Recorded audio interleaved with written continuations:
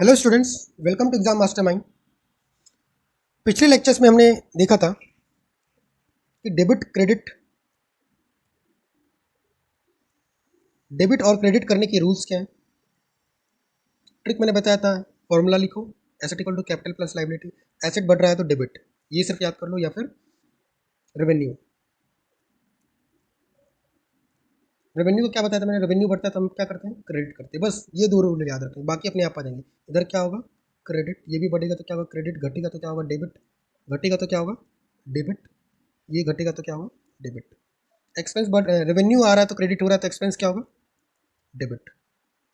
बस एक फॉर्मूला लिखने से सारे कुछ कवर हो जाते हैं। तो पिछले लेक्चर्स में हमने रूल्स देख लिया था, अब हम लोग एंट्री करना सीखेंगे कि एंट्री करते कैसे हैं। हम लोग देखेंगे टेबल कैसा होता है। ठीक है, तो अकाउंटिंग में अलग अलग टाइप के टेबल्स होते हैं।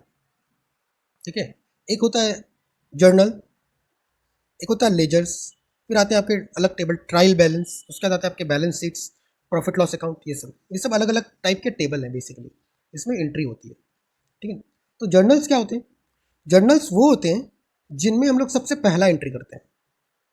ठीक है, वो टेबल जिसमें हम लोग सबसे पहला एंट्री करते हैं उसे क्या कहा जाता है, जर्नल। अभी मैं लेमन टर्म्स बता रहा हूँ आपको। ठीक है, उसका थोड़ा, इसके बाद हम लोग जो नेक्स्ट एंट्री, मतलब जर्नल से कॉपी करके हम लोग जब और स्पेसिफिक एंट्रीज करते हैं अलग अलग टेबल्स में।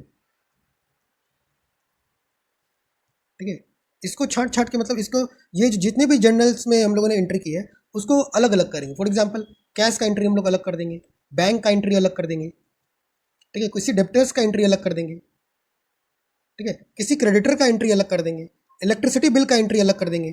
ठीक है, तो ये जर्नल से अलग अलग टेबल निकालना या फिर इसको क्लासिफाई करना, अलग अलग कर देना, क्या कहलाता है, पोस्टिंग कहलाता है।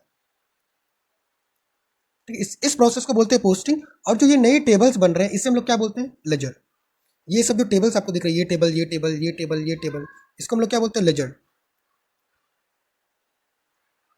ठीक है, तो सबसे पहले क्या करेंगे, जर्नल में एंट्री। ठीक है, जिसमें सारे ट्रांजेक्शन्स का रिकॉर्ड रखेंगे।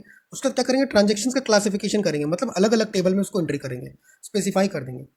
मतलब सारे एक्सपेंस, रेवेन्यूज, एसेट, सबको अलग अलग कर देंगे। उससे उसको, उस टेबल को क्या कहा जाता है, लेजर। फिर लेजर के बाद हम लोग बनाते हैं ट्रायल बैलेंस। ट्रायल बैलेंस क्यों बनाया जाता है, हम लोग देखते हैं कोई हमारी अकाउंटिंग एंट्री में कुछ गड़बड़ तो नहीं हुआ है, कुछ एरर तो नहीं आया है। इसमें हम लोग बेसिकली देखते हैं, सारे डेबिट बैलेंस को एक साइड लिख देते हैं, सारे क्रेडिट को एक साइड लिख देते हैं, और फिर चेक करते हैं कि डेबिट इक्वल टू क्रेडिट हो रहा है कि नहीं, क्योंकि जितना अमाउंट डेबिट हो रहा है उतना ही क्रेडिट होना चाहिए। ये चीज़ हम लोग किसमें करते हैं, ट्रायल बैलेंस में। मतलब ट्रायल बैलेंस में बेसिकली हम लोग क्या करते हैं, टोटल डेबिट और टोटल क्रेडिट, जितने भी सारे डेबिट वैल्यूज हैं, जितने भी क्रेडिट वैल्यूज हैं, टोटल सबके, ठीक है, उसको ट्रायल बैलेंस में डाल देते हैं। ठीक है, और लास्ट में क्या चेक करते हैं कि डेबिट साइड क्रेडिट साइड के बराबर है कि नहीं। ये क्या होता है, ट्रायल बैलेंस। ये भी हम लोग, मैं अभी लेमन टर्म्स में बता रहा हूँ, स्पेसिफिक नहीं बता रहा हूँ।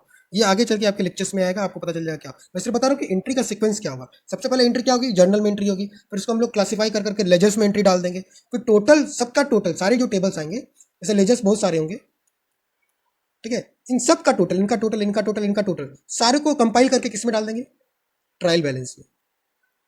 ठीक है, सबको कंपाइल करके ट्रायल बैलेंस में डाल देंगे। फिर फाइनली हम लोग क्या बनाते हैं, प्रॉफिट लॉस अकाउंट और बैलेंस शीट। ठीक है, तो ये सीक्वेंस है। आपको तो दिख रहा होगा, जर्नल, जर्नल, फिर लेजर, फिर ट्रायल बैलेंस, फिर profit loss loss account and balance sheet. ये आपको एक और सीक्वेंस दिख रहा होगा, दो सीक्वेंस। ठीक है, एक होता है स्पेशल बुक्स, स्पेशल बुक्स से डायरेक्ट हम लोग क्या बना देते हैं, फिर ट्रायल बैलेंस बना देते हैं। ठीक है, अब ये क्या नई चीज़ है। ठीक है, तो हम लोग पढ़ेंगे जब बड़े बड़े बिजनेस में क्या होता है कि हम लोग ये जर्नल में हम लोग बार बार एंट्री कर रहे हैं, फिर उसी को लेजर में भी डाल रहे हैं, तो ये रिपीटेटिव हो रहा होता है। तो हम लोग क्या करते हैं, कुछ स्पेशल बुक बना देते हैं, मतलब ऐसे ट्रांजेक्शन जो बहुत ज़्यादा होते हैं। ठीक है, ऐसे ट्रांजेक्शन से बहुत ज़्यादा, फॉर एग्जाम्पल कैश का ट्रांजेक्शन। ठीक है, कोई भी बिजनेस है, मान लो मेरा कोई बुक की दुकान है, बुक का बिजनेस है, तो बुक के बिजनेस में मेरा क्या होगा, कैश का ट्रांजेक्शन बहुत ज़्यादा होगा, कैश आएगा, कैश जाएगा। ठीक है, तो कैश इतना आएगा जाएगा, तो मैं क्या करूँगा, उसके लिए जर्नल लेजर अलग से प्रिपेयर नहीं करूँगा, मैं उसके लिए क्या बना दूंगा, स्पेशल बुक की बना दूंगा। ठीक है, जिससे बोला था कैश बुक। अभी आप लोग पढ़ेंगे स्पेशल बुक बहुत टाइप के होते हैं, बस ये भी लेमन टर्म्स में समझा रहा हूँ कि कैश बुक होता क्या है। ठीक है, तो हम लोग क्या करेंगे, जर्नल बनाएंगे, फिर लेजर बनाते हैं, फिर हम लोग ट्रायल बैलेंस बनाते हैं। तो ऐसा हम लोग नहीं करके क्या करेंगे, कैश बुक ही कर देंगे। क्यों, क्योंकि कैश मेरा बहुत आना जाना होगा, हमारा बिजनेस का, हमारा बिजनेस ऐसा है कि बहुत सारे कैश आ रहे हैं, बहुत सारे कैश जा रहे हैं, तो हम लोग ये दो चीज़ क्यों करें, एक ही बुक बना के हम लोग उसको फिर डायरेक्ट ट्रायल बैलेंस बना लेते हैं। तो ऐसे ऐसे अकाउंट्स, ऐसे टेबल्स को क्या बोला जाता है, स्पेशल बुक्स बोला जाता है। फिर ट्रायल बैलेंस बनाते हैं, फिर प्रॉफिट लॉस, बाकी सारा सेम रहता है। इसको भी हम लोग आने वाले लेक्चर्स में डिटेल में पढ़ेंगे। बस ये बताना मेरा ये था कि हम लोग सीक्वेंस क्या चलता है हमारा एंट्री का, ठीक है। अब हम लोग सबके डेफिनेशन देखेंगे। जर्नल्स क्या होते हैं? The book in which transactions are recorded for the first time. जो सबसे पहला जो एंट्री होगा वो किसमें होता है? जर्नल्स में होता है। इसलिए इसको क्या बोला जाता है? Book of original entry. इसलिए इसको क्या बोला जाता है? Book of original entry. इसलिए जर्नल्स को क्या कहा जाता है? Book of original entry. Direct पूछ लेता है क्वेश्चन में, which of the following is known as book of original entry? Journal, trial balance, ledgers. Option में दिया था, तो हमें किस पे टिक मारना है? जर्नल्स पे, ठीक है। Journal is one of the basic books of original entry in which transactions are originally recorded. सबसे पहला ओरिजिनल ट्रांजेक्शन्स का होगा? जर्नल में ही होगा, ठीक है। इन ए क्रोनोलॉजिकल ऑर्डर। क्रोनोलॉजिकल ऑर्डर मतलब डेट वाइज होगा। आज का डेट में मेरा ये खरीदारी हुआ, यहाँ बिका, ये खर्चा हुआ, ये खर्चा हुआ। नेक्स्ट डेट में मेरा इतनी बुक्स बिके, इतने पैसे आए मुझे, इतना मेरा खर्चा आया, इतना मैंने बिल भरा, ठीक है। ये क्रोनोलॉजिकल ऑर्डर में होगा, मतलब डेट वाइज होगा, ठीक है। After general transactions are recorded in ledgers. General के बाद हम लोग कहाँ ट्रांजेक्शन करते हैं? लेजर्स, ठीक है। ये लेजर फॉलियो क्या होता है ये मैं आगे आपको बताऊंगा, क्लियर होगा। फिर मैं बताता हूँ in this column ledger folio में क्या होता है। जर्नल के बुक में एक लेजर फॉलियो का भी कॉलम होता है, एलएफ से, ठीक है। इसमें क्या होता है, जब हम लोग जर्नल से लेजर में एंट्री करते हैं तो रेफरेंस देते हैं कि ये जो ट्रांजेक्शन है, हर ट्रांजेक्शन का एक एलएफ होगा। मतलब ये बताएगा कि ये बेसिकली सिंपल लैंग्वेज में देखा जाए क्या मतलब होगा, ये पेज नंबर होगा किसका? लेजर का। फॉर एग्जाम्पल जर्नल की स्पेसिफिक एंट्री मैंने लेजर में जब पोस्टिंग की थी, तो मान लो मैंने पेज नंबर 5 पे की थी, ठीक है। तो एलएफ में क्या लिखा रहेगा? Page number 5, page number. Basically एक टाइप का रेफरेंस है, आएगा आपको जब मैंने जो प्रॉपर जर्नल होता है वो दिखाऊंगा तो ज़्यादा क्लियर होगा। याद रखिए, लेजर फॉलियो कुछ नहीं होता, एक रेफरेंस होता है। लेजर फॉलियो बेसिकली होता है किसमें? जर्नल में होता है, और ये रेफरेंस होता है किसका? लेजर का। मतलब बेसिकली बताता है ये ट्रांजेक्शन्स लेजर में कहाँ रिकॉर्डेड है, ठीक है। तो in this column the number of ledger page is written in which the amount is posted, ठीक है। अब हम लोग नेक्स्ट हम देखेंगे सिंपल एंट्री और कंपाउंड एंट्री क्या होती है। जनरली क्या होता था, हम लोग, मैं आपको जब भी बोलता था, जब भी आप लोग कोई भी एंट्री कर रहे हो तो 2 जगह एंट्री करते हो, ये मैं हमेशा बताता था। लेकिन आपने ध्यान दिया होगा, मैं बोलता था मिनिमम 2 जगह करते हैं। 2 से ज़्यादा जगह कर रहे हैं, ठीक है, तो वो एंट्री, अगर 2 जगह कर रहे हैं तो वो क्या हो जाएगी? Simple entry. लेकिन 2 से ज़्यादा जगह कर रहे हैं तो वो क्या हो जाएगी? कंपाउंड एंट्री, ठीक है। सिंपल एंट्री में क्या होगा, एक जगह डेबिट होगा, उतने ही अमाउंट से क्रेडिट हो जाएगा। फॉर एग्जाम्पल 100 रुपये मेरा डेबिट हुआ तो 100 रुपये क्रेडिट होगा, ये क्या होगा? Simple entry. लेकिन 100 रुपये क्रेडिट नहीं होकर मैंने क्या किया, 50 रुपये एक जगह क्रेडिट किया और दूसरी जगह 50 रुपये क्रेडिट किया दूसरे अकाउंट में, तो यहाँ पे टोटल क्रेडिट कितना है? 100 ही है, लेकिन 2 अलग अलग एंट्री में है, तो टोटल एंट्रीज कितनी हो गई है मेरी?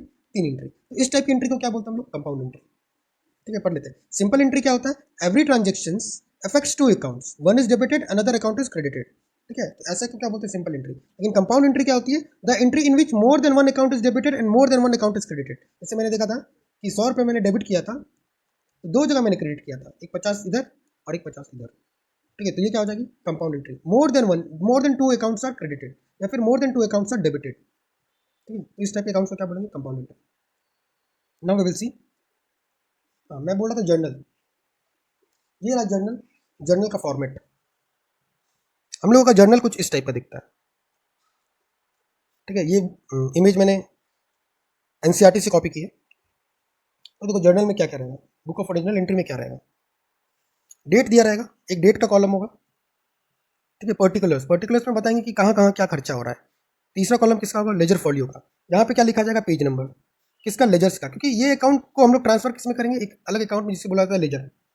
दूसरे अकाउंट में जब इस एंट्री को ट्रांसफर करेंगे तो इसका कोई पेज नंबर होगा, मतलब ये टेबल जिस पेज नंबर में होगा उस पेज नंबर को यहाँ पे लिखेंगे। मान लो ये एक्स पेज नंबर में है, ये एक्स एंट्री यहाँ हो जाएगा। मतलब इससे हम लोग डायरेक्ट देख सकते हैं ये एंट्री लेजर में कहाँ नोटेड है। ये एक्स से हम लोग क्या देख सकते हैं कि ये जो लेजर वाला बुक है मेरा, उसमें ये एक्स नंबर पेज नंबर में ये वाली एंट्री होगी मेरी, ठीक है। तो ये होता है लेजर फॉलियो, ठीक है।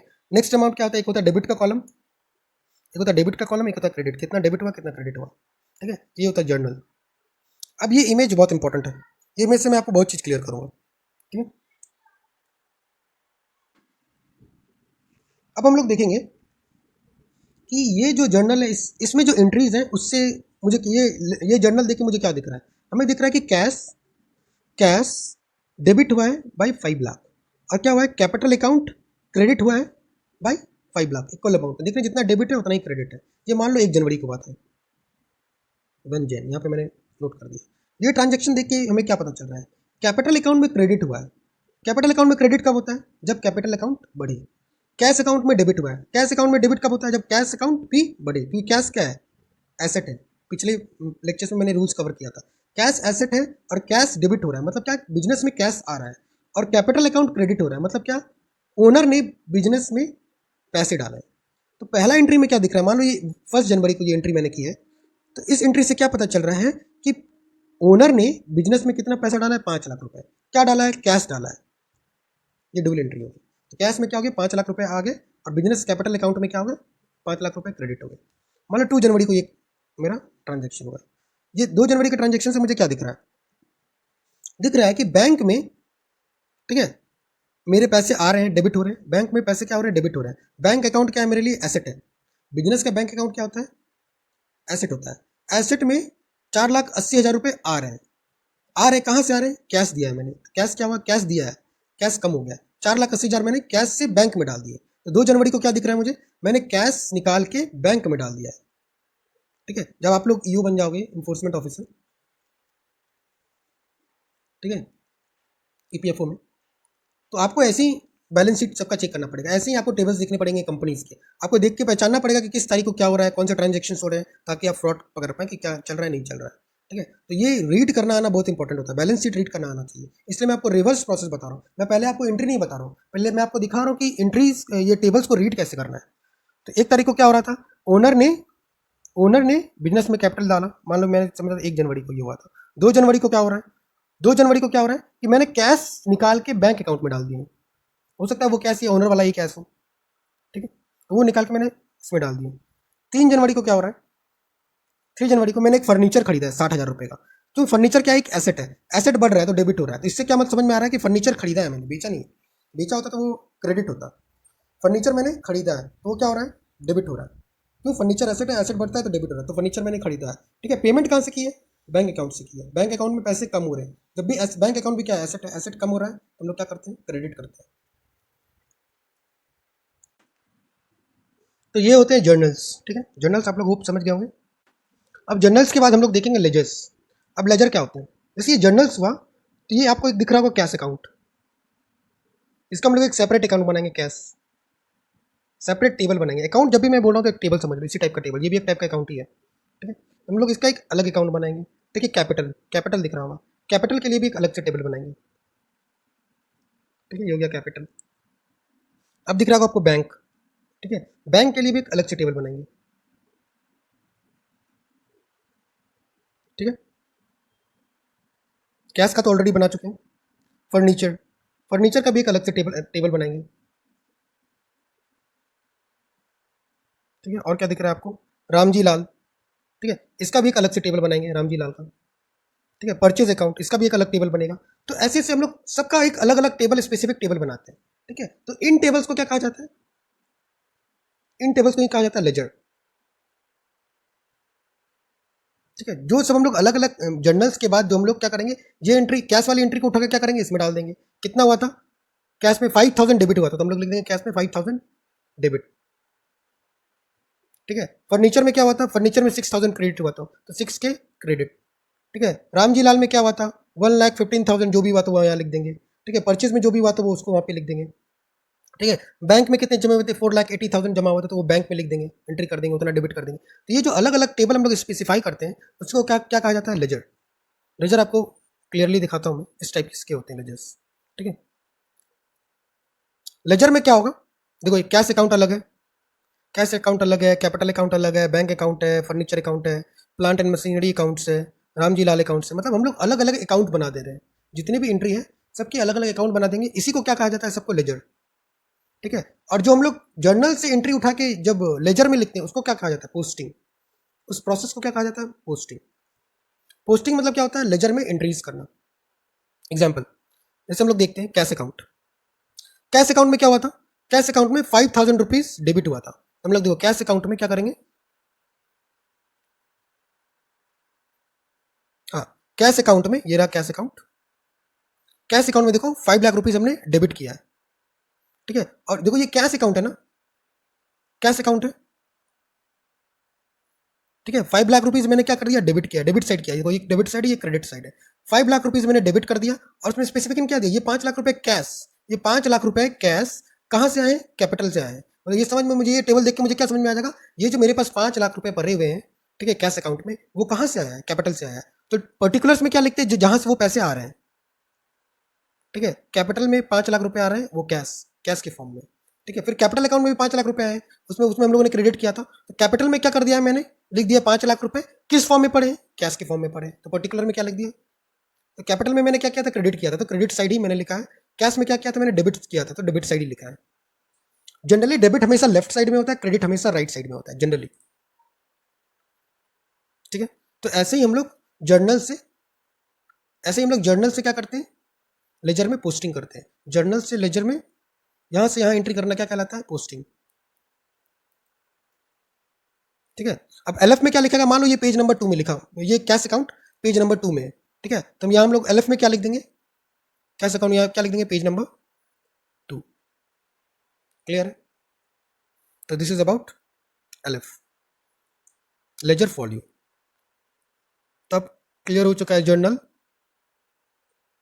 एंड लेजर्स, ठीक है। तो हम लोगों ने जर्नल में एंट्री कर लिया, लेजर्स में भी एंट्री कर लिया।